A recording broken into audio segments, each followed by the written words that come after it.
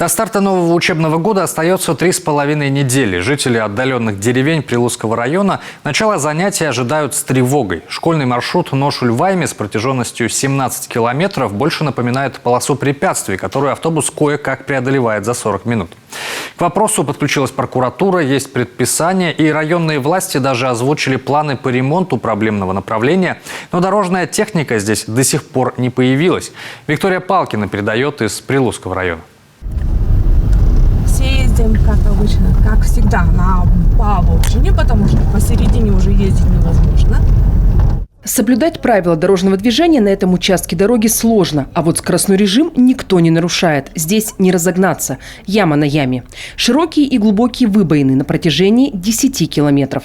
Вот этот у нас первый мост, очень такой, тоже вот здесь яма, людям надо разгон набирать, а у нас тут надо тормозить. И очень, конечно, надо бы нам очень эту дорогу отремонтировать. За детей боязно.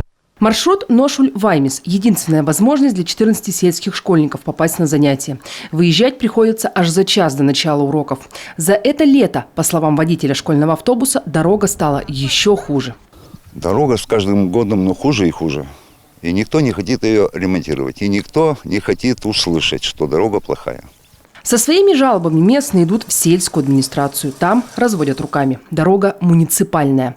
А значит, районные власти должны отвечать за ее ремонт и содержание. Но муниципального дорожного фонда хватает лишь на сезонные ямочные ремонты, от которых не остается и следа, как только начинается вывозка леса в этом направлении. Вывоз леса по этой дороге – это основная проблема. В основном лесозаготовители Кировской области, которые не соблюдают никакие ограничения, которые перед ними устанавливаются. Хотя есть знаки, есть объявления о том, что дороги закрыты, но весенний-осенний период, к сожалению, вывозка продолжается. И все же сельчане не опускают руки, пишут жалобы в прокуратуру. Используют любые площадки, чтобы озвучить свою дорожную проблему.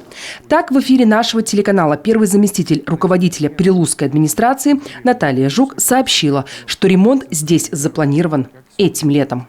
Будут отремонтировано 11 участков муниципальных дорог, в том числе попадает, естественно, школьный маршрут и деревня Лихачевская. Участок у нас, он называется школьный маршрут Ношуль, Лихачевская, 500 метров и ямочный ремонт. Вот то, на что в этом году будут направлены средства.